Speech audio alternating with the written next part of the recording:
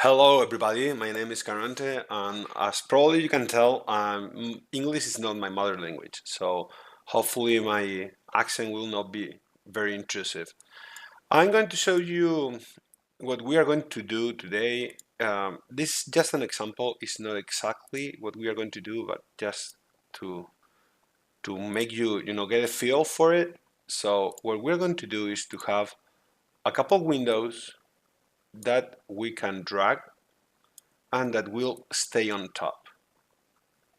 See, that's the plan. So let's get on with it. In Linux, it doesn't always close. So this is going to be done in Godot 3 Alpha 1. We're going to make a new project, new folder, YouTube window drag, for example. And I'm going to make a couple folders that I know I'm going to use. The first one is going to be widgets. And the second one is going to be assets. And now we can stay here, open, window drag, fine with me. There we go. We're going to make a scene that is going to be our window control, for example. And we're going to save it. And this is why I make a widget folder, because this is Godot makes everything be a scene, but this is not going to be like a game scene. This is going to be more like a widget. It's not exactly a widget, but it will work like one. So window control, and there we go. Our scene is saved. The next thing that I'm going to do is to copy a couple assets. Actually, only one, I think. Let me get it. Just to make you get a better feel for it. And there we go. So right now in my assets folder, I have an image. And I'm going to add a child node to that control thing. It's going to be a 9 frame, 9 patch. It's going to be a window frame. And I don't know if you've worked with this 9 patch rectangle, but what you need to give it is an image. In Godot 3, there's no way to drag this here, or I didn't find a way. So what you have to do is to tell it that you'll give him a new stream texture and then load the texture, and there you go. You have your texture. The cool thing about this patch rectangles is that if I make it, fit the parent and block it and stretch it, see what it's going to do if I keep doing it. See those bars? Those bars are huge, and that's what I don't want. What I want, if I make, like a huge window, those bars are huge too. And that's what I don't want. What I want is the bars to stay exactly the same as when the window is small, but just make the full thing bigger. For that, what you have to do is to go in the window frame and tell him the margins. So, for example, I'm going to tell it that the window is, the left side is just that bar, which is, let's say, 10 pixels away or 20 pixels away, something like that. The top bar is going to include that title thing that I have there, that title box. So let's say 90 pixels. The right part is going to be another 20, and the bottom part is going to be another 20. Something like that. Okay, so now if I make it bigger, see, the bars are exactly the same. They are not growing. It's just the middle part. Uh, Another thing that you can do, which will make this even behave better, is to go into size. Well, first I want to expand all that stuff. And in, let's see, I'm looking for, where is it? Well, first you have the draw sender on or off. And the other thing is here. In horizontal, I want to tile, and on vertical, I want to tile. So that way, it's not only, it's copying over and over the middle part and the it's composing the image, as to say. So we will not have any tearing or anything like that. It will be always, you know, uh, a great quality thing. And in this thing, since it's going to be uh, something reusable that we don't know, we'll have big windows and small windows, and we don't really know the size of the windows beforehand. We want to make it with this 9-patch thing. Let's make this fit. And there we go. So right now we have it, all the sizes tied to the parent node. So when we bring this scene as a widget in a new scene, we can resize this stuff. Inside the window frame, we're going to add a label. It's going to go, I have this marked, okay. It's going to cover the whole upper part, the whole title part. And we're going to give it a generic title. We're going to say that it's a black font, and on the size flag in horizontals we want it to stretch. As a matter of fact, you can give it, the top white thing and it will behave. So if I block this again, and if I block this again and shrink it, hopefully the label will be shrunk with it. If I stretch it, the label will be stretched.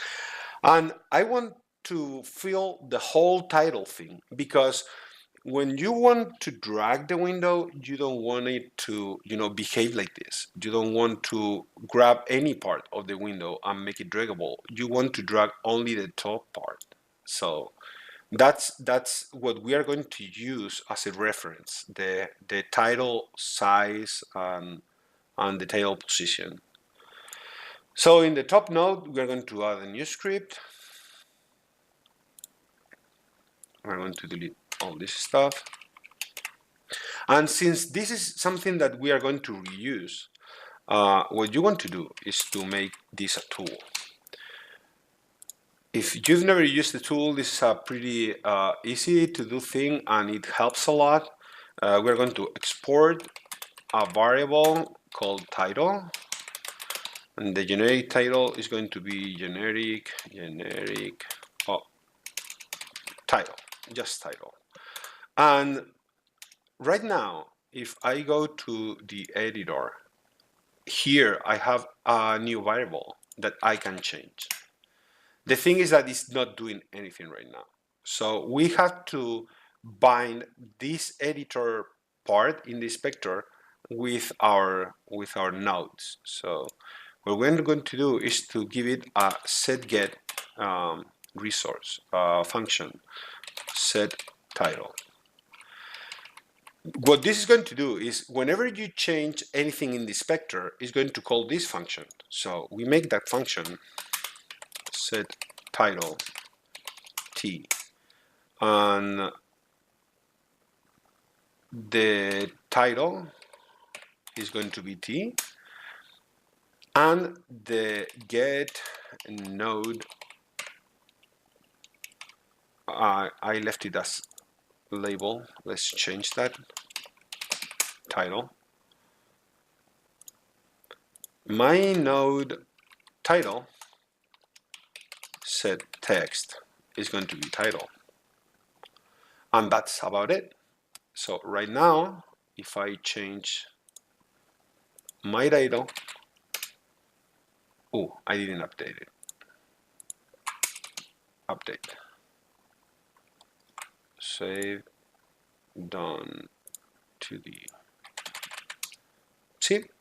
So the useful thing is not, this is not going to be like super useful in this instance. When it's going to be useful is when you export, or rather import this scene in a new scene, and I'm going to show it to you later. But now for the interesting part, which is the grabbing part. The first thing that we need is to get a hold on the node. So on ready var title node, it's equal to, I already have it here, so let's not repeat ourselves. Done. And we are going to need a few variables. Dragging, for example. My status right now is going to be none. The window is not moving at all, and I want to explain it like this. I guess so. It's not going to be moving at all, and that's how it goes. So what I need right now is the offset. We are going to see how it's vector2, how we calculate that. The mouse position, vector2.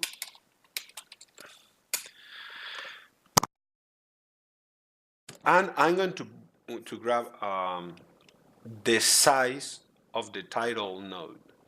So var on ready,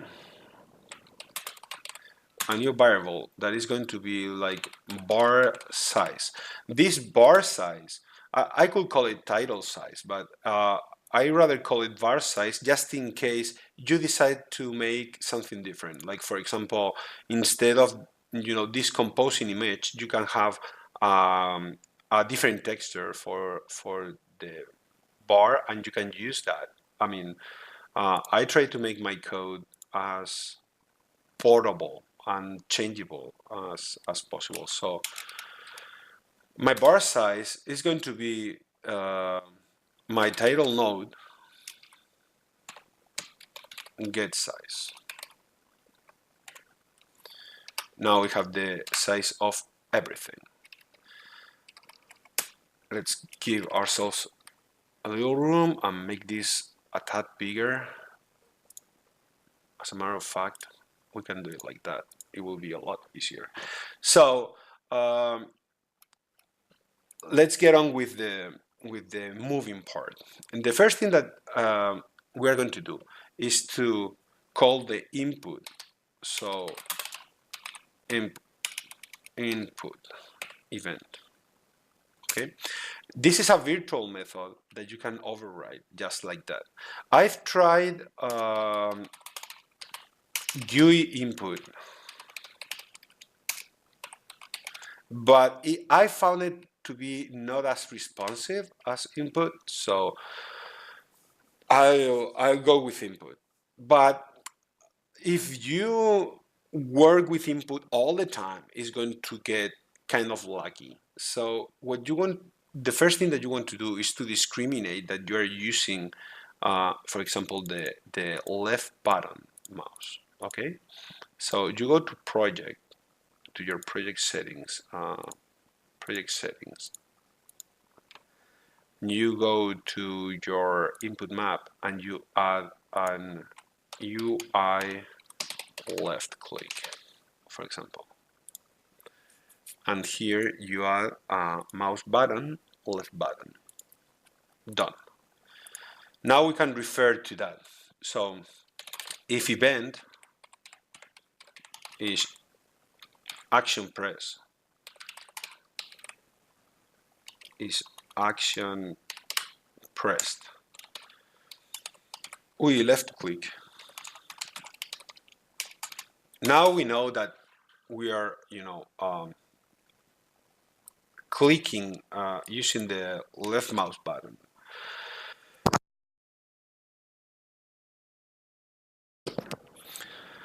The next thing that we need to do, I'm sorry if you stop hearing me, but I'm coughing a lot. The next thing that you need to do is to know if you are within the bounds of the whole window, because, well, let's get on with the label part first. If we need to make a rectangle, so var event position is equal event global position, right? In Godot 2, it was global event pos, if I remember correctly, and now it's position. All the pos thing has changed to position. Um, var um, var position. Let's be my title node get global position. See, it was global pos, now it's position. And we need a target rectangle, rect. This target rect is going to be a rectangle formed with the event position, well, actually with the position of my bar position dot x, my bar position dot y, and my size that I have right here, bar size dot x and bar size dot y. So right now I have the rectangle formed by this label, this part, wherever is in the screen. That's what I have right here. That's why I need the global position, because I'm passing. I want to know where in the whole screen is, because I need the mouse position too. So the mouse position is going to give it by the event. The event is going to tell me the click was made in 100 and 200 or whatever. So I need to check if this position of the event is within this rectangle. So if target rectangle has point event position, we are going to print clicked. Else print not clicked. Okay, let's give it a try. Oops. What's wrong? Attempt to call set frame. Okay, because I changed. Oh, I didn't change anything. Usually I do if get node, because it tried to get the text before the node was created. That's the problem that was happening. So right now, if I click here, holy cow, from object to vector 26, from object, oh yeah, it's event position.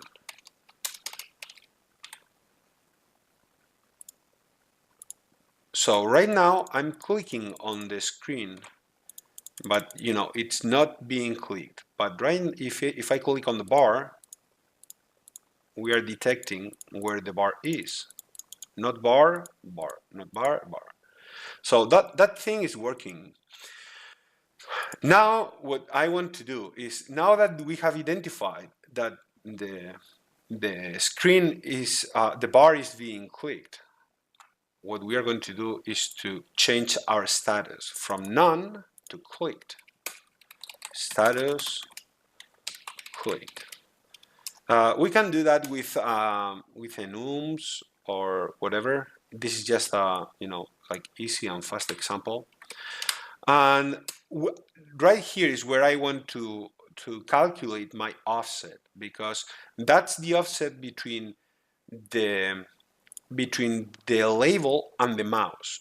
My offset is if I'm clicking right here where the middle indicator is, I want my offset to be the difference between the starting point of the label and my mouse.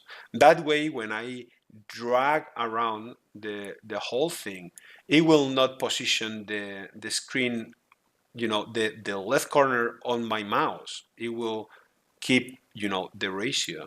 And we can try without it. And that way you can see how it goes. So we have to calculate the offset. I'm going to not do it right now. I'm going to not do it right now so you can, see for yourself what the problem is. So right here we've identified the click state, and what are we going to do with that? So if status it's equal to clicked, now let's see. If I click on the first time, I can do a click and nothing will happen. But if I click and keep the mouse button down, if I move, I want the thing to drag. But I don't want to drag it if the mouse is not down or if my mouse is not moving at all. Because we don't want to, make the Godot do more things that it's needed. So if I'm clicking and holding the mouse button down, but I'm not moving, there's no need to, reposition the screen. So what we need is to identify that we have clicked the bar and that we are moving the mouse.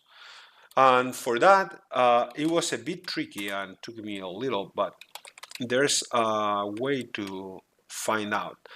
So the problem is that there in Godot 2, you could say if event type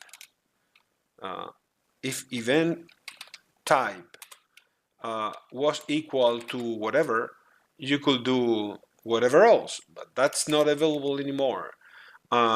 So the thing that I found is class. When you receive the event, it's a different object depending on the type of event. So when you are moving your mouse around, the event is input event mouse motion. This way I know that first in some point I clicked the bar and now my mouse is moving. So my status will change to drag. Okay, that's the condition for dragging.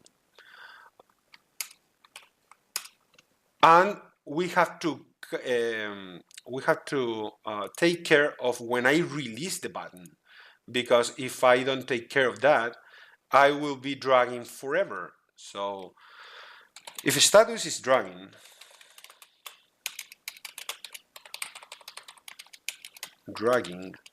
what I want to do is to check if my event get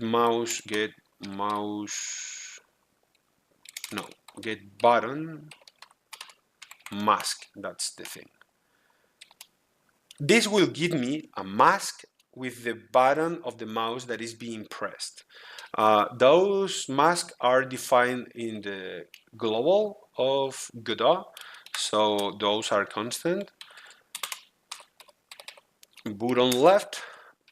So if whatever I'm doing is not using the button left, and currently I'm dragging, what I want to do is to change my status to released. That's it. If I am using the left button, if I am dragging actively, what I want to do is to solve set global position to my event position. Here we are. That should work, and that's it. Let's try it out. I think I'm not forgetting anything. So nothing, nothing, actually nothing at all. It's not dragging. Let's print our states as we change it. Print status.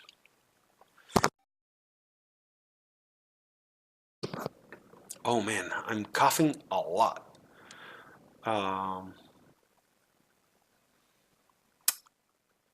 I'm thinking that this should not be here. This should be here. Because on the first action, my event is a click button, so it cannot be a dragging event. So on the first event, I just checked if it's, within the bounds, which means that right here I don't have event position. So I have to copy this and move it here. Hopefully now it will work. But see, the window is, going to my cursor and being drawn on the top left corner, and that's not what we want. We want to draw it respecting where we are, using the mouse. So that's where the offset comes in. Let's delete that stuff. So my offset is going to be my event position, which is my no, it's my bar position minus my event position. That's it. So what I need to do is to change my global position to my mouse position plus my offset. And there we go. It's respecting where I stand, because right now what I'm doing is, okay, this is 100 and 100, and I am at, let's say, 200 on the X and 100 on the Y. Since I'm getting that offset, what I'm telling him, this offset is going to be negative. As you see, it's going to be easier like that. My bar position is X equals 100, 100, and Y equals 100. But my event is in the X equals 200 and Y equals 100. This is 1000. So my offset is going to be minus 100 and y 0. So it's telling the global position to begin 100 pixels on the left of my mouse. This number is always pretty much, this is always going to be negative. I'm just adding. You could do this thing around and subtract. I mean, it doesn't matter. Once you understand what the offset is doing, it's pretty easy to get yourself around. And since I'm changing my status to release when I release the button, when I'm not using the left button, it's not getting ever again in this dragging state until I go back, and make the status clicked. So that's the dragging part. It's pretty easy, and our problem will begin when I make a new scene. Let's make it so. I'm going to make a control main, and let's save the scene as out of the widgets, screens, main screen, main. Okay, so right now I'm going to add an instance. That's what we want. In my widgets, control window. And here I can do a couple things. First, I can resize it without problem. And second, I can change my title. So this is going to be window 1. And let's make another one. Move it around. And let's make this window 2. And our problem is going to be as follows. I can drag window 1, I can drag window 2, but window 2 is always going to be in front of window 1.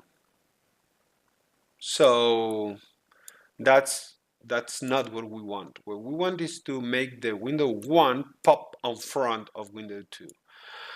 And we could do it here, altering how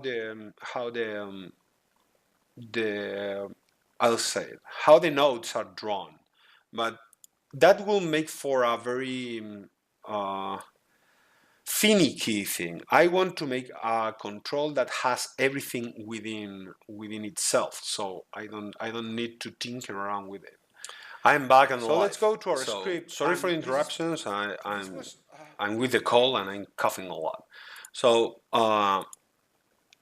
we were going to do the dragging on top, and the problem that we have is that they are not being bringing up front.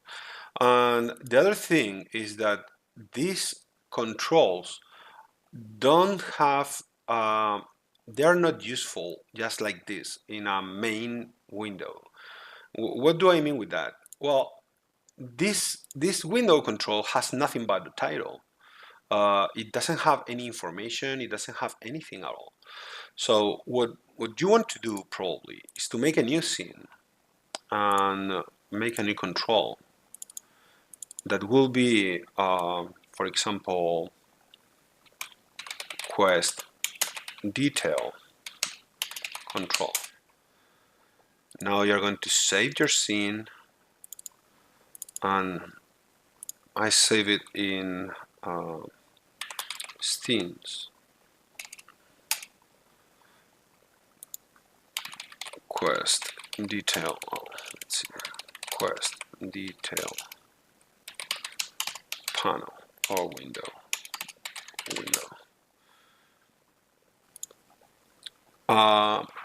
This is going to be. It's not exactly a widget because it's not usable by a lot of things. This is like its own thing.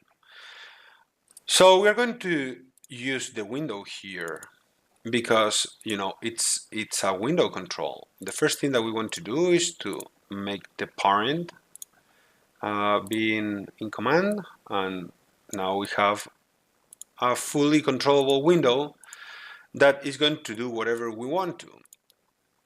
Inside our window, we are going to make a rich text label, for example, with quest text. Let's unlock that thing so we can drag. We have to unlock that thing too, so we can drag this around. And right here, what I used to do, because placing the things within the bounds of the elements is a pain until you understand the concept behind it. So what I do is I'm going to anchor this to fit the parent, all the parent, but I don't want this to go on either side, or as a matter of fact, probably you want to make this rich label within a scrolling container of some sort, and then I move it by hand down there, move it by hand there, whoa,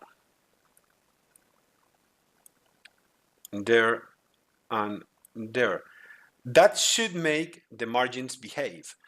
I only need to tell him that I want to expand everywhere, but it will do so within those limits. So if I am correct, and hopefully I am, I don't know why this moved.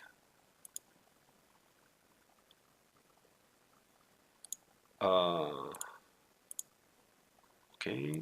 This is still fine. Okay. Now this is locked. If I make this bigger, this text should be contained within those limits and everything is fine in the world. So what I'm going to do is to change this this title to quest detail window, and this quest title we are going to change to BB code on whatever. So we have some stuff, color black. Done. We have a quest detail window. You can make, a script to fill in the details and all that stuff. I save it, go here, delete all those things, add an instance, scene, quest detail window, one, and let's duplicate that to make it two. So now we have two quest detail windows. This could be a quest detail or whatever. The main thing with the workflow here, because this is primarily a workflow, is that the window control, our window like that, is going to be always within a new thing that will eventually go into a screen. So it will not be by itself ever because it has nothing. It's only a title. You want to draw something or whatever. So you want to encapsulate the widget within a node, which is what I'm doing here. So what I want to do is to force main to draw the windows as I want I want them to be drawn.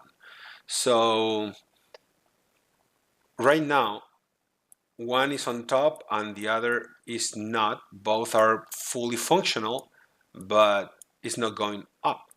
So let's go to our script and let's change that. I deleted all that stuff, and what we want to use is rise. Rise.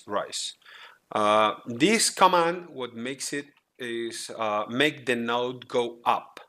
But right now, if I use rise here, which is where I should use it, is on the bar. So whenever I click on the bar, the status of the window changes to clicked, and the window pops up. But right now, it's referring to window control.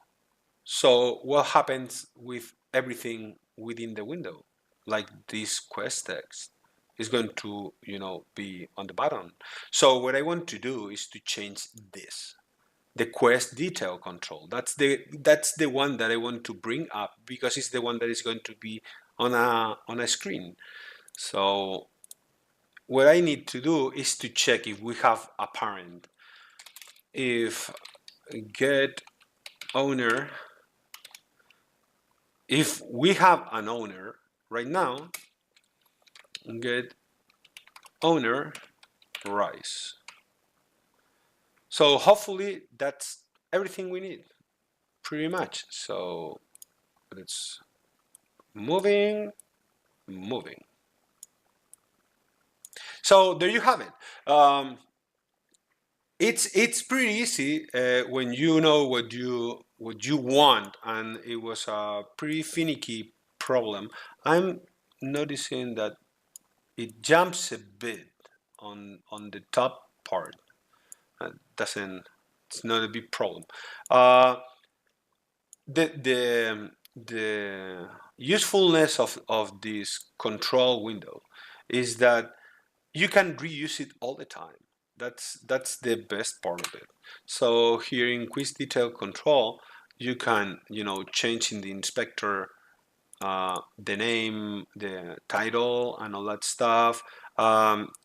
If you do it like I did, and I'm not going to explain it in this tutorial, but I added a button here to close the window and to propagate the signal that the window wants to be closed. So Quest Detail Control can, close all that stuff, liberate the nodes, and all that jazz. So it's pretty easy once you get a hold on how you want to code these little widgets to make them pretty contained and pretty useful, as a matter of fact. So hopefully this was useful, and I hope that you liked it. See you later. Bye.